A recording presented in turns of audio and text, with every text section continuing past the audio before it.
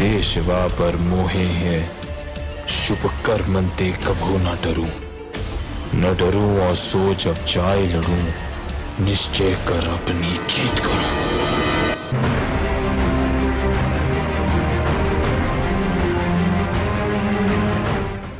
ਵਾਹਿਗੁਰੂ ਜੀ ਕਾ ਖਾਲਸਾ ਵਾਹਿਗੁਰੂ ਜੀ ਕੀ ਫਤਿਹ। ਤੁਸੀਂ ਵੇਖ ਰਹੇ ਹੋ ਸੰਗਤ ਟੈਲੀਵਿਜ਼ਨ ਦਾ ਖਾਸ ਪ੍ਰੋਗਰਾਮ ਖਾਲਸਾ ਰਾਜ ਕਿਵੇਂ ਬਣਿਆ। ਹੁਣ ਤੱਕ ਇਸ ਪ੍ਰੋਗਰਾਮ ਦੇ 520 ਭਾਗ ਤੁਸੀਂ ਵੇਖ ਚੁੱਕੇ ਹੋ। ਆਪ ਜੀ ਦੀ ਸੇਵਾ ਵਿੱਚ ਅਸੀਂ ਪੇਸ਼ ਕਰ ਚੁੱਕੇ ਹਾਂ। ਅੱਜ ਇੱਕ ਨਵਾਂ ਐਪੀਸੋਡ 521 ਨੰਬਰ ਲੈ ਕੇ ਫਿਰ ਸਾਰੀਆਂ ਸਿੱਖ ਸੰਗਤਾਂ ਦੀ ਸੇਵਾ ਵਿੱਚ ਹਾਜ਼ਰ ਹੋਏ ਹਾਂ। ਸਾਰੀਆਂ ਹੀ ਸੰਸਾਰ ਭਰ ਦੀਆਂ ਸੰਗਤਾਂ ਦਾ ਤਹਿ ਦਿਲ ਤੋਂ ਧੰਨਵਾਦ ਕਰਦੇ ਹਨ ਜਿਹੜੇ ਕਿ ਇਸ ਲੜੀਵਾਰ ਪ੍ਰੋਗਰਾਮ ਨੂੰ ਦੇਖਦੇ ਤੇ ਪਸੰਦ ਕਰਦੇ ਨੇ। ਖਾਸ ਕਰਕੇ ਧੰਨਵਾਦ ਸਤਿਕਾਰਯੋਗ ਵੀਰ ਜੀ ਰਣਜੀਤ ਸਿੰਘ ਰਾਣਾ ਜੀ ਦਾ ਜਿਹੜੇ ਕਿ ਸਾਡੇ ਸਾਰੇ ਹੀ ਸਵਾਲਾਂ ਦੇ ਜਵਾਬ ਗੁਰ ਇਤਿਹਾਸ ਗੁਰਬਾਣੀ ਤੇ ਗੁਰਫਲਸਫੇ ਦੇ ਆਧਾਰ ਤੇ ਦਿੰਦੇ ਹਨ।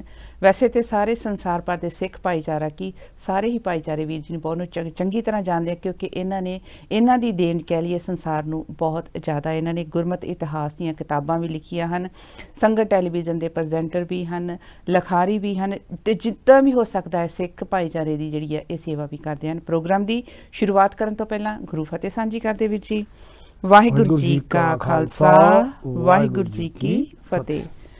ਪਿਛਲੇ ਐਪੀਸੋਡ ਵਿੱਚ ਵੀਰ ਜੀ ਤੁਸੀਂ ਦੱਸ ਰਹੇ ਸੀ ਕਿ ਗੁਰੂ ਗੋਬਿੰਦ ਸਿੰਘ ਜੀ ਨੇ ਦਮਦਮਾ ਸਾਹਿਬ ਜਦੋਂ ਉਹ ਰਹਿ ਰਹੇ ਸੀ ਉਸੇ ਗੁਰੂ ਗ੍ਰੰਥ ਸਾਹਿਬ ਦੇ ਬਾਅਦ ਵਿੱਚ ਗ੍ਰੰਥ ਜਿਹੜਾ ਸੀ ਆਪਣਾ ਸਿੱਖਾਂ ਦਾ ਕਹਿ ਲਈਏ ਆਪਣਾ ਧਾਰਮਿਕ ਗ੍ਰੰਥ ਜਿਹੜਾ ਸੀ ਉਹਦੀ ਸੰਪੂਰਨਤਾ ਕਰਵਾਈ ਅਤੇ ਉਹਦਾ ਅਖੰਡ ਜਾਪ ਜਿਹੜਾ ਸੀ ਉੱਥੇ ਸ਼ੁਰੂ ਕਰਵਾਇਆ। ਉਸ ਸਮੇਂ ਕਾਫੀ ਰੌਣਕਾਂ ਸੀ। ਸਤਿਗੁਰੂ ਜੀ ਦੇ ਜੀਵਨ ਦਾ ਕਹਿ ਸਕਦੇ ਹਾਂ ਕਿ ਉਸ ਸਮੇਂ ਜਿਹੜਾ ਉਹਨਾਂ ਨੇ ਅੰਮ੍ਰਿਤ ਸੰਚਾਰ ਕੀਤਾ ਉਹ ਇੱਕ ਸਭ ਤੋਂ ਵੱਡਾ ਅੰਮ੍ਰਿਤ ਸੰਚਾਰ ਜਿਹੜਾ ਸੀ ਹੋਇਆ ਕਿਉਂਕਿ ਉਸ ਸਮੇਂ ਹੀ ਸਤਿਗੁਰੂ ਜੀ ਦੀ ਸੋਚ ਜਿਹੜੀ ਸੀ ਸੰਗਤਾਂ ਨੂੰ ਪਤਾ ਲੱਗੀ ਕਿ ਸਤਿਗੁਰੂ ਜੀ ਆਪਣੀ ਜਿਹੜੀ ਸਿੱਖੀ ਆਪਣਾ ਖਾਲਸਾ ਉਸ ਨੂੰ ਕਿਸ ਮੁਕਾਮ ਤੱਕ ਲੈ ਕੇ ਜਾਣਾ ਚਾਹੁੰਦੇ ਨੇ, ਕਿਹੜੀਆਂ ਬੁਲੰਦੀਆਂ ਤੱਕ ਲੈ ਕੇ ਜਾਣਾ ਚਾਹੁੰਦੇ ਨੇ। ਉਸ ਸਮੇਂ ਰੌਣਕਾਂ ਵੀ ਬਹੁਤ ਲੱਗੀਆਂ ਅਤੇ ਸਤਿਗੁਰੂ ਜੀ ਨੂੰ ਇੱਦਾਂ ਮਹਿਸੂਸ ਹੋਇਆ ਕਿ ਦਮਦਮਾ ਸਾਹਿਬ ਵਿਖੇ ਆਨੰਦਪੁਰ ਵਰਗੀਆਂ ਜਿਹੜੀਆਂ ਉਹ ਰੌਣਕਾਂ ਲੱਗ ਗਈਆਂ ਅਤੇ ਸਤਿਗੁਰੂ ਜੀ ਇਹਨਾਂ ਆਪਣੇ ਸਿੱਖਾਂ ਨੂੰ ਆਪਣੇ ਸਿੰਘਾਂ ਨੂੰ ਉੱਥੇ ਦੇਖ ਕੇ ਬਹੁਤ ਖੁਸ਼ੀ ਜਿਹੜੀ ਸੀ ਉਹਨਾਂ ਨੇ ਖੁਸ਼ੀ ਦਾ ਇਜ਼ਹਾਰ ਕੀਤਾ, ਬਹੁਤ ਖੁਸ਼ ਹੋਏ। ਉਸ ਤੋਂ ਉਪਰੰਤ ਜਿਹੜਾ ਸੀ ਸਤਿਗੁਰੂ ਜੀ ਨੇ ਕੀ ਕੀਤਾ ਇਹਦੇ ਬਾਰੇ ਸੰਗਤਾਂ ਦੇ ਨਾਲ ਸਾਂਝ ਪਾਓ। ਭੈਣ ਮੇਰੀ ਤੁਹਾਡਾ ਬਹੁਤ ਬਹੁਤ ਧੰਨਵਾਦ। ਤੁਸੀਂ ਲੜੀ ਨੂੰ ਅਗਾਂਹ ਤੋਰਿਆ ਔਰ ਇਹ ਬਹੁਤ ਵੱਡੀ ਗੱਲ ਹੁੰਦੀ ਹੈ ਜੀ। ਜੇ ਆਪਾਂ ਸੂਤਰ ਧਾਰਨਾ ਨਾ ਜੋੜੀਏ, ਹਾਂਜੀ, ਜਾਨੀ ਕੜੀ ਨਾ ਮੇਲੀਏ ਤੇ ਗੱਲ ਤੁਰਦੀ ਨਹੀਂ। ਜੀ ਜੀ ਜੀ। ਔਰ ਤੁਸੀਂ ਕੜੀ ਮੇਲੀ ਆ। ਆਨੰਦਪੁਰ ਦੇ ਵਿੱਚ ਸਤਿਗੁਰੂ ਨੇ ਬਹੁਤ ਵੱਡੇ ਵੱਡੇ ਸਮਾਗਮ ਕੀਤੇ ਸਨ ਜੀ। ਖਾਲਸੇ ਦੀ ਸਿਰਜਣਾ ਹੋਈ ਸੀ, ਬਹੁਤ ਵੱਡਾ ਇਕੱਠ ਸੀ। ਹਾਂਜੀ। ਜੰਗਾਂ ਲੜੀਆਂ ਸਨ, ਸ਼ਸਤਰ ਬਣਾਉਂਦੀਆਂ ਫੈਕਟਰੀਆਂ ਲੱਗੀਆਂ ਸਨ, ਕਿਲੇ ਉਸਾਰੇ ਸਨ ਜੀ। ਔਰ ਬਾਅਦ 'ਚ ਜਦੋਂ ਅਨੰਦਪੁਰ ਛੱਡਣਾ ਪਿਆ, ਜੰਗਾਂ ਲੜੀਆਂ ਪਈਆਂ, ਬੜਾ ਔਖਾ ਸਮਾਂ ਸੀ। ਔਰ ਇਹੋ ਜਿਹਾ ਔਖਾ ਸਮਾਂ ਵੀ ਸੀ ਕਿਸੇ ਟਾਈਮ ਕਿ ਗੁਰੂ ਗੋਬਿੰਦ ਸਿੰਘ ਜੀ ਮਾਛੀਵਾੜੇ ਦੇ ਜੰਗਲ 'ਚ ਇਕੱਲੇ ਨੰਗੇ ਪੈਰ ਆ ਜੀ, ਪਾਟੇ ਹੋਏ ਕੱਪੜੇ ਆ ਜੀ, ਪਰ ਹੱਥ ਸਿਰ ਦੇ ਥੱਲੇ ਢਾਲ ਆ ਤੇ ਹੱਥ 'ਚ ਕਿਰਪਾਨ ਆ ਤੇ ਫਿਰ ਉੱਥੇ ਆਰਾਮ ਕੀਤਾ ਜੀ। ਇਕੱਲਿਆਂ ਨੇ ਬਾਅਦ 'ਚ ਤਿੰਨ ਸਿੰਘ ਆ ਕੇ ਮਿਲ ਗਿਆ ਤੇ ਫਿਰ ਤਿੰਨਾਂ ਸਿੰਘਾਂ ਨਾਲ ਗਾਂਹ ਦਾ ਸਫ਼ਰ ਸ਼ੁਰੂ ਕੀਤਾ ਆ। ਭਾਈ ਦਇਆ ਸਿੰਘ ਜੀ, ਭਾਈ ਧਰਮ ਸਿੰਘ ਜੀ, ਭਾਈ ਮਾਨ ਸਿੰਘ ਜੀ। ਉਹ ਵੀ ਸਮਾਂ ਆਇਆ ਕਿ ਖਾਲਸਾ ਕਿੰਨਾ ਰਹਿ ਗਿਆ, ਗੁਰੂ ਗੋਬਿੰਦ ਸਿੰਘ ਦੇ ਆਲੇ ਦੁਆਲੇ ਸਿਰਫ ਤਿੰਨ ਸਿੰਘ ਇੱਕਦਮ ਇਕੱਲੇ ਵੀ ਹੋਏ, ਫਿਰ ਤਿੰਨ ਸਿੰਘ ਨਾਲ ਰਹਿ ਗਿਆ। ਪਰ ਸਤਿਗੁਰੂ ਇਕੱਲਾ ਤਾਂ ਕਦੀ ਨਹੀਂ, ਕਾਲ ਪੁਰਖ ਨਾਲ ਹੈ ਸਤਿਗੁਰੂ। ਉਦੋਂ ਵੀ ਜਦੋਂ ਇਕੱਲੇ ਸੀਗੇ ਉਦੋਂ ਵੀ ਸਤਿਗੁਰੂ ਗਾ ਰਿਹਾ ਸੀ ਮਿੱਤਰ ਪਿਆਰੇ ਨੂੰ ਹਾਲ ਮਰੀਦਾਂ ਦਾ ਕਹਿਣਾ। ਉਹ ਸ਼ਬਦ ਸਤਿਗੁਰੂ ਦੀ ਜਿਹੜੀ ਉੱਚਤਮ ਅਵਸਥਾ ਜਿਹੜੀ ਆ ਉਹ ਪ੍ਰਗਟ ਕਰਦੀ ਆ। ਨਤਮਸਤਕ ਹੋਣਾ ਚਾਹੀਦਾ ਉਹੋ ਜਿਹੀ ਅਵਸਥਾ ਨੂੰ, ਉਹੋ ਜਿਹੇ ਸ਼ਬਦਾਂ ਨੂੰ ਵੀ ਕਿੰਤੂਆਂ ਪਰੰਤੂਆਂ ਨੂੰ ਛੱਡ ਕੇ। ਮੇਰੇ ਖਿਆਲ ਜਿੱਦਾਂ ਕਈ ਵਾਰ ਮਨ 'ਚ ਸੋਚ ਆਉਂਦੀ ਕਿ ਸਤਿਗੁਰੂ ਸਮਝਾਉਣਾ ਚਾਹੁੰਦੇ ਸੀ ਕਿ ਆਪਣੀ ਸਪਿਰਿਟ ਜਿਹੜੀ ਆ ਉਹਨੂੰ ਬਿਲਕੁਲ ਜਿਹੜਾ ਇਸ ਪੱਧਰ ਤੱਕ ਵੀ ਜਿਹੜੀ ਏਦੂ ਵੱਡਾ ਨਹੀਂ ਕਿਸੇ ਨਾਲ ਵਾਪਰ ਸਕਦਾ ਜੀ। ਆਨੰਦਪੁਰ ਵਿੱਚ ਸਤਿਗੁਰੂ ਦੇ ਆਲੇ ਦੁਆਲੇ ਹਜ਼ਾਰਾਂ ਗੁਰਸਿੱਖ ਆ, 4 ਪੁੱਤਰ ਆ, ਪੂਰਾ ਪਰਿਵਾਰ ਆ, ਪਾਤਸ਼ਾਹੀ ਆ ਜੀ।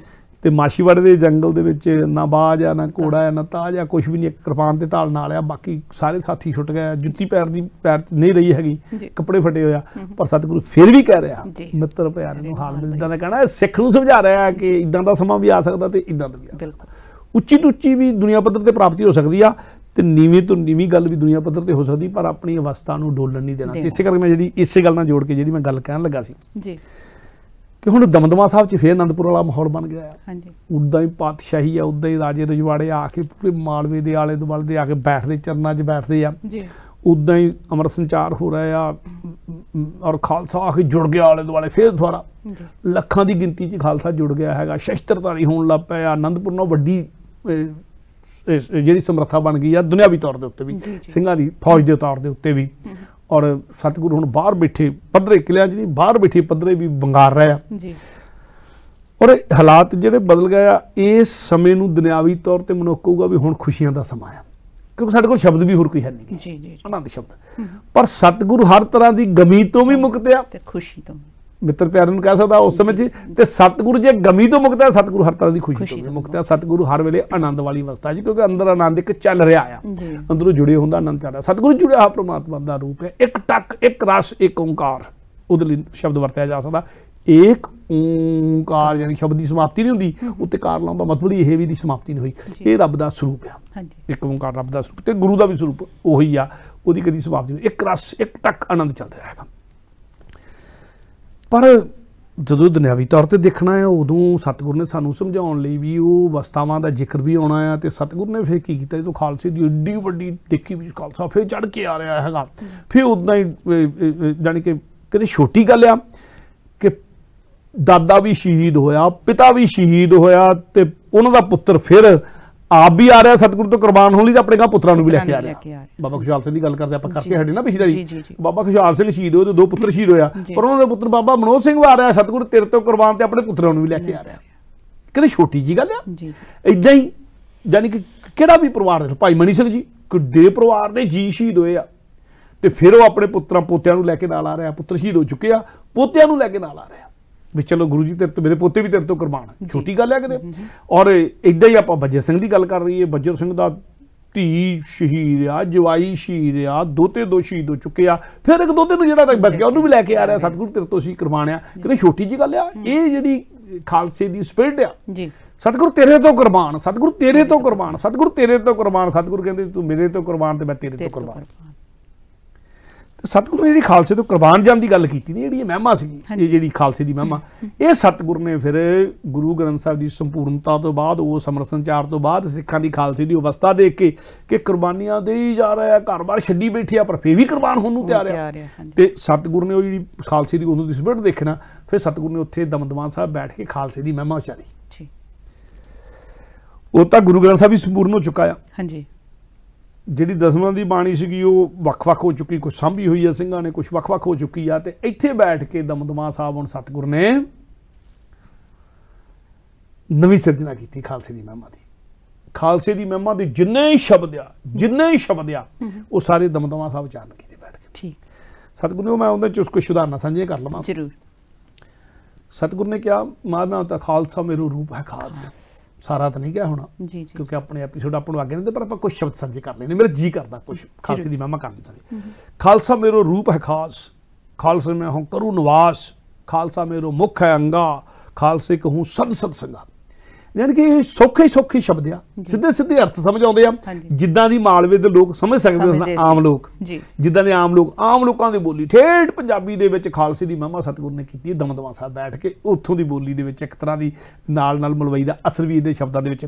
ਖਾਲਸਾ ਮੇਰੋ ਰੂਪ ਹੈ ਖਾਸ, ਖਾਲਸੇ ਮੈਂ ਹੂੰ ਕਰੂ ਨਿਵਾਸ, ਖਾਲਸਾ ਮੇਰੋ ਮੁੱਖ ਅੰਗਾ, ਖਾਲਸੇ ਕੇ ਹੂੰ ਸਦ ਸੰਗਾ। ਫਿਰ ਖਾਲਸਾ ਮੇਰੋ ਪਿੰਡ ਪ੍ਰਾਣ, ਖਾਲਸਾ ਮੇਰੀ ਜਾਨ ਕੀ ਜਾਨ। ਕਿੱਡੀ ਵੱਡੀ ਗੱਲ ਕਹੀ ਆ, ਕਿੱਡੀ ਵੱਡੀ ਗੱਲ ਕਹੀ ਆ।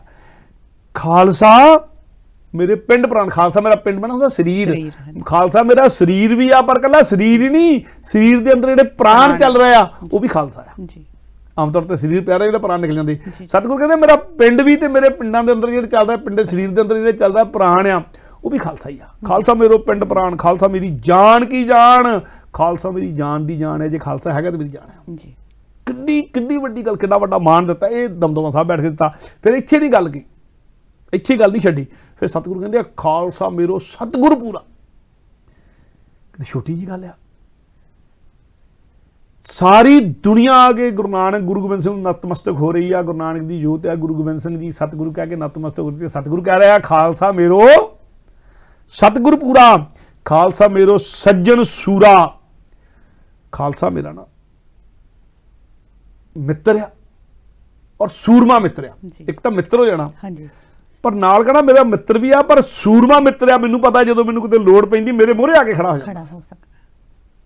ਐਡਾ ਸੂਰਮਾ ਮਿੱਤਰ ਆ। ਖਾਲਸਾ ਮੇਰੋ ਸੱਜਣ ਸੂਰਾ।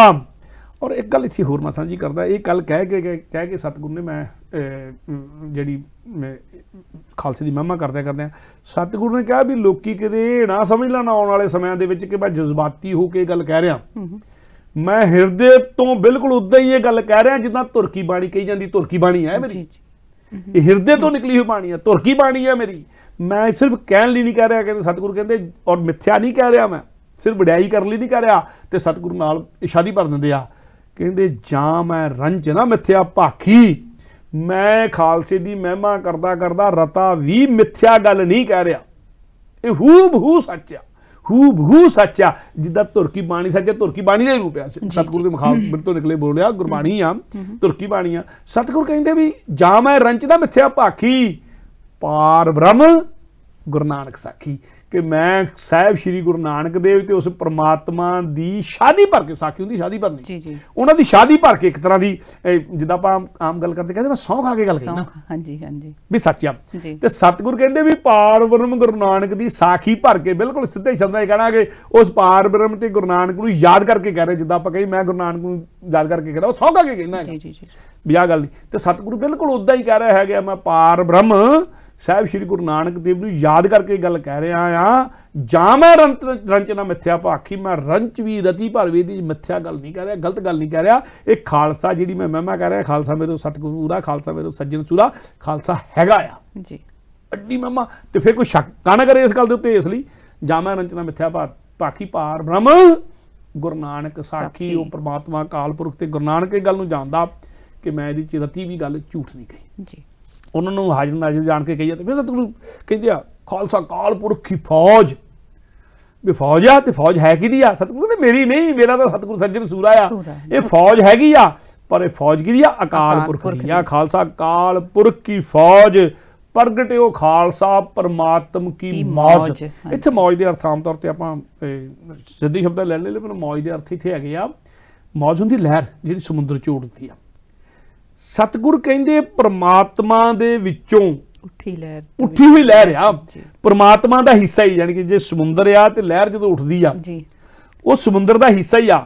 ਸੋ ਖਾਲਸਾ ਕਾਲ ਪੁਰਖ ਦੀ ਫੌਜ, ਖਾਲਸਾ ਕਾਲ ਪੁਰਖ ਦੀ ਫੌਜ ਆ। ਤੇ ਫੌਜ ਹੈ ਕਿੱਦਾਂ? ਸਤਿਗੁਰ ਕਹਿੰਦੇ ਪ੍ਰਗਟਿਓ ਖਾਲਸਾ ਪਰਮਾਤਮ ਕੀ ਮੌਜ। ਉਸ ਪਰਮਾਤਮਾ ਸਮੁੰਦਰ ਆ ਜੇ ਤੇ ਉਹਦੇ ਵਿੱਚ ਉੱਠੀ ਹੋਈ ਲਹਿਰ ਹੀ ਆ, ਜਿਹੜੀ ਕਿ ਪਰਮਾਤਮਾ ਦਾ ਰੂਪ ਆ, ਹੂ ਬਹੂ ਪਰਮਾਤਮਾ ਆ।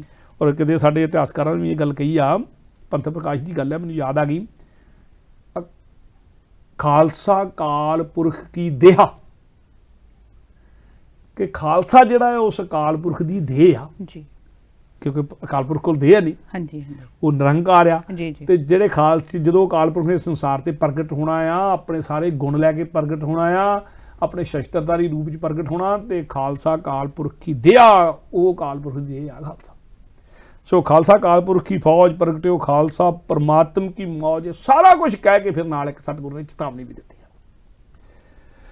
ਕਹਿੰਦੇ ਜਬ ਲੱਗ ਖਾਲਸਾ ਰਹੇ ਨਿਆਰਾ, ਤਬ ਲੱਗ ਤੇਜ ਦਿਓ ਮੈਂ ਸਾਰਾ, ਜਬ ਇਹ ਗਹੇ ਵਿਪਰਨ ਕੀ ਰੀਤ, ਮੈਂ ਨਾ ਕਰੂੰ ਇਨਕੀ ਪ੍ਰਤੀਤ। ਉਸ ਪ੍ਰਮਾਤਮਾ ਦਾ ਅਕਾਲ ਪੁਰਖ ਦਾ ਨੁਮਾਇੰਦਾ ਹੋਣ ਦੇ ਨਾਤੇ, ਉਹਦੀਆਂ ਸਾਰੀਆਂ ਸ਼ਕਤੀਆਂ ਦਾ ਮਾਲਕ ਹੋਣ ਦੇ ਨਾਤੇ ਸਤਿਗੁਰੂ ਕਹਿੰਦੇ ਆ ਵੀ ਜਬ ਲੱਗ ਖਾਲਸਾ ਰਹੇ ਨਿਆਰਾ, ਜਦ ਤੱਕ ਕਿ ਨਿਆਰਾ ਜੀਵਨ ਆਪਣਾ ਰੱਖੂਗਾ ਜੀ, ਜਦ ਤੱਕ ਸਿੱਖੀ ਦੀ ਰਹਿਤ ਦੇ ਵਿੱਚ ਰਹੂਗਾ ਜੀ, ਜਦ ਤੱਕ ਆਪਣਾ ਨਿਤਨੇਮ ਦੇ ਵਿੱਚ ਸਿਮਰਨ ਸਭ ਨੇ ਪੂਰਾ ਰਹੂਗਾ, ਉਦੋਂ ਤੱਕ ਸਾਰੇ ਦਾ ਸਾਰਾ ਤਬ ਲੱਗ ਤੇਜ ਦਿਓ ਮੈਂ ਸਾਰਾ, ਸਾਰੇ ਦਾ ਸਾਰਾ ਗੁਰੂ ਦਾ ਤੇਜ ਖਾਲਸੇ ਦੇ ਵਿੱਚ ਦੀ ਵਿਚਰੂਗਾ।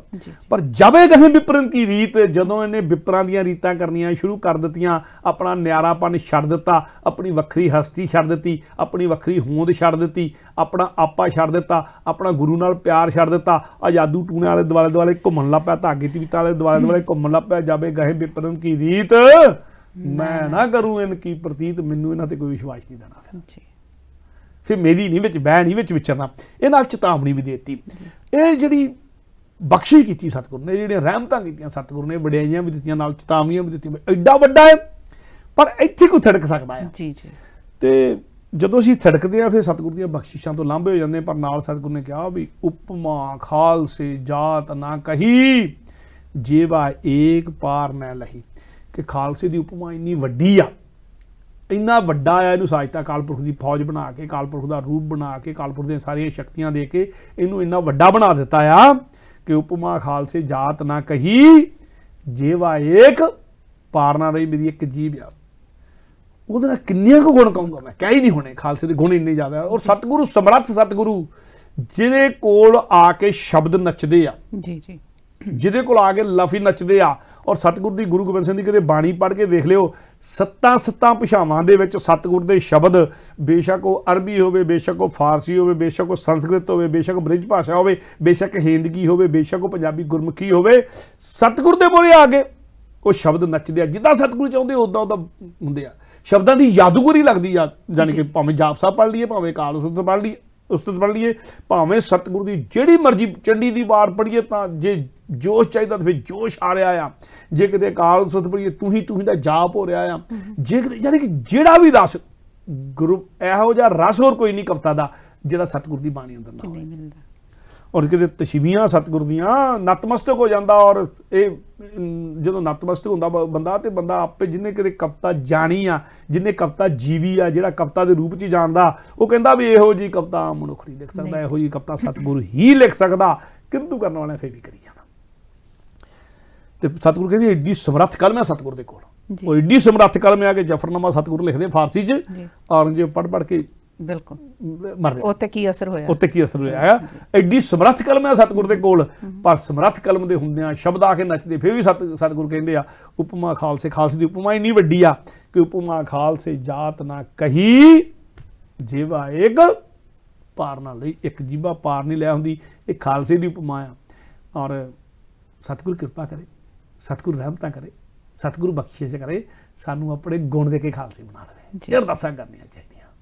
ਖਾਲਸਾ ਸਤਿਗੁਰੂ ਬਖਸ਼ਿਸ਼ ਕਰ ਦੂ, ਸਤਿਗੁਰੂ ਰਹਿਮਤਾਂ ਕਰ ਦੂ। ਬੰਦੇ ਦਾ ਬੜਾ ਕੁਛ ਵੱਸ ਨਹੀਂ, ਬੰਦਾ ਉਸ ਪਦਵੀਆਂ ਤੱਕ ਜਾ ਹੀ ਨਹੀਂ ਸਕਦਾ ਹੁੰਦਾ। ਸਤਿਗੁਰੂ ਰਹਿਮਤਾਂ ਕਰੇ ਤਾਂ ਕਰ ਸਕਦੇ। ਫਿਰ ਇਹ ਸਾਰਾ ਕੁਛ ਕਹਿ ਕੇ ਨਾ, ਹਾਂਜੀ, ਸਤਿਗੁਰੂ ਨੇ ਫਿਰ ਐਲਾਨ ਕੀਤਾ ਖਾਲਸਾ ਹੈ ਕਿਹੋ ਜਿਹਾ, ਖਾਲਸਾ ਹੂ ਕਿਹੋ ਜਿਹਾ ਜੀ, ਖਾਲਸੇ ਦੀ ਸਮਰੱਥਾ ਕਿੱਡੀ ਕੁ ਆ ਜਿਹੜੀ ਮੇਰੇ ਤੋਂ ਕਹੀ ਨਹੀਂ ਜਾ ਰਹੀ। ਹਾਂਜੀ, ਤੇ ਸਤਿਗੁਰੂ ਕਹਿੰਦੇ ਆਤਮ ਰਸ ਜੇ ਜਾਣ ਹੀ, ਜਿਹੜਾ ਆਪਣੇ ਅੰਤਰ ਆਤਮੇ ਨਾਲ ਜੁੜਿਆ ਹੋਇਆ, ਜਿਹਨੇ ਆਤਮਾ ਦਾ ਰਸ ਜਾਣ ਲਿਆ ਆ ਜੀ। ਆਤਮ ਰਸ ਜੇ ਜਾਣ ਹੀ ਸੋ ਹੈ ਖਾਲਸ ਦੇਵ। ਉਹ ਪੂਰਾ ਖਾਲਸਾ। ਜਿੰਨੇ ਆਤਮਾ ਦਾ ਰਸ ਹੀ ਨਹੀਂ ਜਾਣਿਆ, ਬਾਹਰਲੀ ਤੌਰ ਤੇ ਸਿਰਫ ਬਾਣਾ ਹੀ ਪਾ ਲਿਆ, ਹੱਥ 'ਚ ਹਥਿਆਰ ਵੀ ਫੜ ਲਿਆ, ਸਾਰਾ ਕੁਝ ਕਰ ਲਿਆ, ਜਿੰਨੀਆਂ ਮਰਜ਼ੀ ਗੱਲਾਂ ਕਰ ਲਈਆਂ, ਪਰ ਜੇ ਅੰਦਰ ਆਤਮੇ ਨਾਲ ਨਹੀਂ ਜੁੜਿਆ, ਆਤਮਾ ਦਾ ਰਸ ਨਹੀਂ ਜਾਣਿਆ, ਆਪਣੇ ਆਪ ਨੂੰ ਨਹੀਂ ਜਾਣਿਆ, ਆਪਣੇ ਮੂਲ ਨੂੰ ਨਹੀਂ ਪਛਾਣਿਆ, ਮਨ ਤੂੰ ਜੋਤ ਸਰੂਪ ਹੈ, ਆਪਣਾ ਮੂਲ ਪਛਾਣ ਉੱਤੇ ਤੱਕ ਨਹੀਂ ਪਹੁੰਚਿਆ, ਆਤਮ ਰਸ, ਤੇ ਫਿਰ ਸਤਿਗੁਰੂ ਕਹਿੰਦੇ ਗੱਲ ਊਣੀ ਆ, ਖਾਲਸਾ ਨਹੀਂ ਬਣਿਆ ਜੀ। ਆਤਮ ਰਸ ਜੇ ਜਾਣੀ ਸੋ ਹੈ ਖਾਲਸ ਦੇਵ। ਤੇ ਜਦੋਂ ਉਸ ਤੱਕ ਪਹੁੰਚ ਜਾਂਦਾ ਫਿਰ ਸਤਿਗੁਰੂ ਪਤਾ ਕੀ ਕਹਿੰਦੇ ਆ, ਪ੍ਰਭ ਮੈਂ, ਮੋਹ ਮੈਂ, ਤਾਸ ਮੈਂ, ਰੰਚਕ ਨਾਹਿਨ ਭੇਦ। ਭੇਵ, ਪ੍ਰਭ ਮੈਂ, ਮੋਹ ਮੈਂ, ਤਾਸ ਮੈਂ, ਰੰਚਕ ਨਾਹਿਨ ਭੇਵ। ਜਿਹੜਾ ਖਾਲਸਾ, ਜਿਹੜਾ ਸਿੱਖ ਇਸ ਅਵਸਥਾ ਤੇ ਆ ਗਿਆ ਜਿਹਨੇ ਆਤਮ ਰਸ ਨੂੰ ਜਾਣ ਲਿਆ ਆ, ਜੀ ਜੀ, ਆਪਣਾ ਮੂਲ ਨੂੰ ਪਛਾਣ ਲਿਆ ਆ, ਤੇ ਫਿਰ ਸਤਿਗੁਰ ਕਹਿੰਦੇ ਵੀ ਪ੍ਰਭ ਮੈਂ ਪਰਮਾਤਮਾ ਵਿੱਚ, ਪ੍ਰਭ ਮੈਂ ਮੋਹ ਮੈਂ ਮੇਰੇ ਵਿੱਚ ਜੀ, ਤਾਸ ਮੈਂ ਤੇ ਉਹਦੇ ਵਿੱਚ, ਹਾਂਜੀ, ਰੰਚਕ ਨਾਹਿਨ ਭੇਵ। ਉਹ ਮੇਰਾ ਵੀ ਰੂਪ ਹੈ ਤੇ ਪ੍ਰਭੂ ਦਾ ਮਨ ਪਿਆ, ਕਿਉਂਕਿ ਗੁਰੂ ਸਾਹਿਬ ਪ੍ਰਭੂ ਦੇ ਰੂਪ ਆ, ਪਰਮਾਤਮਾ ਦੇ ਰੂਪ ਆ ਗੁਰੂ ਸਾਹਿਬ। ਗੁਰੂ ਹੂ ਪਰਮਾਤਮਾ, ਪਰਮਾਤਮਾ ਪ੍ਰਗਟ ਹੀ ਗੁਰੂ ਦੇ ਰੂਪ 'ਚ ਹੋਇਆ। ਤੇ ਸਤਿਗੁਰੂ ਨੇ ਐਲਾਨ ਵੀ ਕਰਤਾ ਇੱਥੇ ਕਿ ਪ੍ਰਭ ਵਿੱਚ, ਮੇਰੇ ਵਿੱਚ ਤੇ ਉਹਦੇ ਵਿੱਚ ਰੰਚਕ ਨਾਹਿਨ ਭੇਵ। ਉਹਦੇ 'ਚ ਦਰਾ ਵੀ ਫਰਕ ਨਹੀਂ ਰਹਿ ਜਾਂਦਾ। ਇਸ ਤੱਕ ਦੀ ਅਵਸਥਾ ਦੀ ਗੱਲ ਕਰਦੇ ਆ। ਫਿਰ ਸਤਿਗੁਰੂ ਨੇ ਡੈਫੀਨੇਸ਼ਨ ਵੀ ਦਿੱਤੀ ਆ। ਅਸੀਂ ਉਦੋਂ ਮਿਸ਼ਨਰੀ ਕਾਲਜ 'ਚ ਪੜ੍ਹਦੇ ਹੁੰਦੇ ਸੀ, ਉਦੋਂ ਖਾਲਸੇ ਦੀ ਡੈਫੀਨੇਸ਼ਨ ਦੇ ਤੌਰ ਤੇ ਸਾਨੂੰ ਯਾਦ ਕਰਵਾਇਆ ਜਾਂਦਾ ਹੁੰਦਾ ਸੀਗਾ। ਹਾਂਜੀ, ਇਹ ਗੁਰੂ ਗੋਬਿੰਦ ਸਿੰਘ ਦਾ ਇਹ ਅੱਜ ਅਵਸਥਾਵਾਂ ਕੁਛ ਹੋਰ ਤਰ੍ਹਾਂ ਦੀਆਂ ਹੋ ਗਈਆਂ, ਪਰ ਮੈਂ ਮਿਸ਼ਨਰੀ ਕਾਲਜ ਤੋਂ ਸ਼ੁਰੂ ਹੋਏ ਸੀ ਪਹਿਲਾਂ ਉਦੋਂ ਦੀਆਂ ਗੱਲਾਂ ਕਰਦਾ, ਤੇ ਉਹ ਦੜਾਇਆ ਜਾਂਦਾ ਉਹਦੇ ਖਾਲਸੇ ਦੀ ਪਰਿਭਾਸ਼ਾ ਦੇ ਤੌਰ ਤੇ। ਸਤਿਗੁਰੂ ਨੇ ਵੀ ਇੱਥੇ ਦਮਦਮਾ ਸਾਹਿਬ ਬੈਠ ਕੇ ਉਚਾਰਨ ਕੀਤਾ। ਸਤਿਗੁਰੂ ਕਹਿੰਦੇ ਜਾਗਤ ਜੋਤ ਜਪੈ ਨਿਸਬਾਸਰ, ਏਕ ਬਿਨਾ ਮਨ ਨੈਕ ਨਾ ਆਨੈ, ਪੂਰਨ ਪ੍ਰੇਮ ਪ੍ਰਤੀਤ ਸਜੇ, ਬ੍ਰਤ ਗੌੜ ਮੜੀ ਮਟ ਭੂਲ ਨਾ ਮਾਨੇ, ਤੀਰਥ ਦਾਨ ਦਇਆ ਤਪ ਸੰਜਮ, ਏਕ ਬਿਨਾ ਨਹ ਏਕ ਪਛਾਨੇ, ਪੂਰਨ ਜੋਤ ਜਗੇ ਘਟ ਮੈਂ, ਤਬ ਖਾਲਸ ਤਾਹੇ ਨਖਾਲਸ ਜਾਣੇ। ਇਹਦਾ ਮੈਂ ਥੋੜਾ ਜਿਹਾ ਅਰਥ ਕਰਦੇ ਹਾਂ, ਜਿੰਨਾ ਕੋਲ ਸਮਾਂ ਹੈਗਾ ਆਪਾਂ ਉੱਥੇ, ਮੇਰਾ ਸਮਾਂ ਨੇੜੇ ਆਈ ਜਾ ਰਿਹਾ। ਸਤਿਗੁਰ ਕਹਿੰਦੇ ਕਿ ਜਾਗਤ ਜੋਤ ਜਪੇ ਨਿਸਬਾਸਰ। ਜੀ ਜੀ ਨਿਸਬਾਸਰ ਦਿਨ ਤੇ ਰਾਤ, ਜਾਗਤ ਜੋਤ ਅਕਾਲ ਪੁਰਖ ਪ੍ਰਮਾਤਮਾ। ਜਿਹੜਾ ਅਕਾਲ ਪੁਰਖ ਪ੍ਰਮਾਤਮਾ ਦੀ ਜਾਗਤ ਜੋਤ ਦਾ ਜਾਪ ਕਰਦਾ ਕਦੋਂ? ਦਿਨੇ ਰਾਤੀ 24 ਘੰਟੇ। ਜਾਗਤ ਜੋਤ ਜਪੇ ਨਿਸਬਾਸਰ, ਏਕ ਬਿਨਾ ਮਨ ਨਾਇਕ ਨਾ ਆਨੇ। ਉਸ ਇੱਕ ਪ੍ਰਮਾਤਮਾ ਨੂੰ ਛੱਡ ਕੇ ਹੋਰ ਕੋਈ ਚੀਜ਼ ਆਪਣੇ ਮਨ 'ਚ ਆਉਣ ਹੀ ਨਹੀਂ ਦਿੰਦਾ। ਪ੍ਰਮਾਤਮਾ ਹੀ ਯਾਦ ਰਹਿੰਦਾ, ਉਹਦੇ ਅੰਤਰਾਤਮਾ ਵਿੱਚ ਪ੍ਰਮਾਤਮਾ ਹੀ ਵਸਿਆ ਰਹਿੰਦਾ। ਦੁਨੀਆ ਦੇ ਕੰਮ ਕਾਰ ਕਰਦਿਆਂ ਵੀ ਪ੍ਰਮਾਤਮਾ ਵਸਿਆ ਰਹਿੰਦਾ ਆ। ਜਾਗਤ ਜੋਤ ਜਪੇ ਨਿਸਬਾਸਰ, ਏਕ ਬਿਨਾ ਮਨ ਨਾਇਕ ਨਾ ਆਨੇ। ਤੇ ਫਿਰ ਪੂਰਨ ਪ੍ਰੇਮ ਪ੍ਰਤੀਤ ਸਜੇ ਬ੍ਰਤ ਗੌੜ, ਮੜੀ ਮਟ ਭੂਲ ਨਾ ਮਾਨੇ। ਮਾਲ ਵਿੱਚ ਬੜੀਆਂ ਮੰਨਦੇ ਹੁੰਦੇ ਸੀ ਉਦੋਂ, ਹੁਣ ਤਾਂ ਬਾਬੇ ਜੀ ਮੰਨਣ ਲੱਗ ਪਏ। ਹਾਂਜੀ ਪਰ ਉਹ ਕਹਿੰਦੇ ਪੂਰਨ ਪ੍ਰੇਮ ਪ੍ਰਤੀਤ ਸਜੇ, ਪੂਰਨ ਪ੍ਰੇਮ ਦੀ ਪ੍ਰਤੀਤ ਜਿਹੜੀ ਉਹ ਪ੍ਰਮਾਤਮਾ ਦੇ ਨਾਲ ਹੋਵੇ। ਨਾ ਬ੍ਰਤ, ਨਾ ਗੌਰ, ਨਾ ਮੜੀ, ਨਾ ਮਟ, ਭੂਲ ਨਾ ਮਾਨੇ। ਇਹਨਾਂ ਨੂੰ ਨਾ ਮੰਨੇ। ਜੀ ਜੀ ਖਾਸੀ ਡੈਫੀਨੇਸ਼ਨ ਦੇ ਰਿਹਾ, ਭੂਲ ਨਾ ਮੰਨੇ, ਭੁੱਲ ਕੇ ਵੀ ਨਾ ਮੰਨੇ ਇਹਨਾਂ ਨੂੰ। ਮੰਨੇ। ਤੀਰਥ ਦਾਨ ਦਇਆ ਤਪ ਸੰਜਮ, ਆ ਜਿੰਨੇ ਵਿਪਰ ਦੇ ਕਾਂਡ ਬਣਾਏ ਗਏ ਆ ਵੀ ਆਹ ਚੰਗੇ ਕੰਮ ਆ। ਤੀਰਥ ਦਾਨ ਦਇਆ ਤਪ ਸੰਜਮ, ਏਕ ਬਿਨਾ ਨਾ ਏਕ ਪਛਾਣੇ। ਕਿ ਇਹਨਾਂ ਸਾਰਿਆਂ ਨੂੰ, ਕਿਸੇ ਨੂੰ ਵੀ ਏਕ ਬਿਨਾ ਨਾ ਏਕ ਪਛਾਣੇ। ਉਸ ਇੱਕ ਪਰਮਾਤਮਾ ਤੋਂ ਬਿਨਾ ਇਹਨਾਂ ਚੋਂ ਕਿਸੇ ਇੱਕ ਨੂੰ ਵੀ ਨਾ ਪਛਾਣੇ। ਇਹਨਾਂ ਨਾਲ ਕੋਈ ਸਾਂਝ ਨਾ ਰੱਖੇ, ਉਸ ਪਰਮਾਤਮਾ ਦੇ ਪਿਆਰ ਨਾਲ ਹੀ ਸਾਂਝ ਰੱਖੇ। ਏਕ ਬਿਨਾ ਨਾ ਏਕ ਪਛਾਣੇ, ਉਸ ਅਕਾਲ ਪੁਰਖ ਨਾਲ ਜੁੜਿਆ ਰਹੇ। ਪੂਰਨ ਜੋਤ ਜਗੈ ਘਟ ਮੇ, ਕਿ ਉਹਦੀ ਪੂਰਨ ਜੋਤ ਜਿਹੜੀ ਜਾਗਤ ਜੋਤ ਹੈ, ਉਹਦੀ ਪੂਰਨ ਜੋਤ ਘਟ ਵਿੱਚ ਉਹਦੇ ਹਿਰਦੇ 'ਚ ਜਗ ਜਾਵੇ। ਜੀ ਜੀ ਜਾਗਤ ਜੋਤ ਦੀ ਪੂਰਨ ਜੋਤ ਜਿਹੜੀ ਆ ਉਹ ਹਿਰਦੇ ਵਿੱਚ ਜਗ ਜਾਵੇ। ਜਾਗਤ ਜੋਤ ਪੂਰਨ ਜੋਤ ਜਗੈ ਘਟ ਮੈਂ, ਤਬ ਖਾਲਸ ਤਾਹੇ ਨਖਾਲਸ ਜਾਣੇ। ਕਿ ਜੇ ਉਹ ਜੋਤ ਅੰਦਰ ਜਗਦੀ ਆ, ਜਗ ਪਈ ਆ, ਤੇ ਫਿਰ ਉਹ ਖਾਲਸਾ। ਜੇ ਨਹੀਂ ਜਗਦੀ ਨਖਾਲਸ ਜਾਣੇ, ਫਿਰ ਉਹ ਨਖਾਲਸ ਆ, ਫਿਰ ਖਾਲਸਾ ਨਿਕਾ। ਇੱਕ ਲਾਈਨ ਦੇ ਵਿੱਚ ਕਿੱਡੀ ਗੱਲ ਕਰਤੀ ਸਤਿਗੁਰ ਨੇ। ਤਬ ਖਾਲਸ ਤਾਹੇ ਨਖਾਲਸ ਜਾਣੇ। ਜੇ ਸਾਰੀਆਂ ਸ਼ਰਤਾਂ ਪੂਰੀਆਂ ਕਰਦਾ ਫੇਰ ਖਾਲਸਾ ਆ, ਫੇਰ ਆ ਖਾਲਸਾ ਮੇਰਾ ਸਤਿਗੁਰ ਪੂਰਾ। ਜੇ ਸ਼ਰਤਾਂ ਨਹੀਂ ਪੂਰੀਆਂ ਕਰਦਾ ਤੇ ਫਿਰ ਨਾ ਸੱਜਣ ਸੂਰਾ ਤੇ ਨਾ ਖਾਲਸਾ ਪੂਰਾ। ਫੇਰ ਤਾਂ ਹੈਗਾ ਆ ਜਾਵੇ ਕਹੇ ਵਿਪਰਨ ਕੀ ਜੀਤ, ਮੈਂ ਨਾ ਕਰੂੰ ਇਨਕੀ ਪ੍ਰਤੀਤ। ਸੋ ਇਹ ਜਿਹੜੀ ਖਾਲਸੇ ਦੀ ਡੈਫੀਨੇਸ਼ਨ ਸਤਿਗੁਰ ਨੇ ਦਿੱਤੀ ਆ, ਇਹ ਵੀ ਦਮਦਮਾ ਸਾਹਿਬ ਬੈਠ ਕੇ ਖਾਲਸੇ ਦੀ ਮਹਿਮਾ ਕਰਦਿਆਂ ਹੋਇਆ ਉਚਾਰਨ ਕੀਤੀ ਆ। ਜੀ ਜੀ ਇੱਥੇ ਇੱਕ ਗੱਲ ਹੋਰ ਕਹਿ ਦਿਆਂ ਕਿ ਸਾਰੀ ਜਿਹੜੀ ਖਾਲਸਾ ਦੀ ਮਹਿਮਾ ਹੈ ਨਾ, ਹਾਂਜੀ, ਇਹ ਨਾ ਤਾਂ ਸ਼੍ਰੀ ਗੁਰੂ ਗ੍ਰੰਥ ਸਾਹਿਬ ਚ ਹਾਂਜੀ, ਤੇ ਨਾ ਦਸਮ ਗ੍ਰੰਥ ਚ। ਠੀਕ ਹੈ। ਆਮ ਤੌਰ ਤੇ ਆਪਾਂ ਕਹਿੰਦੇ ਦਸਮ ਗ੍ਰੰਥ ਸਤਿਗੁਰ ਦੀ ਸਾਰੀ ਬਾਣੀ ਹੈ। ਹਾਂਜੀ ਹਾਂਜੀ ਦਸਮ ਗ੍ਰੰਥ ਚ ਵੀ ਨਹੀਂ ਜੀ।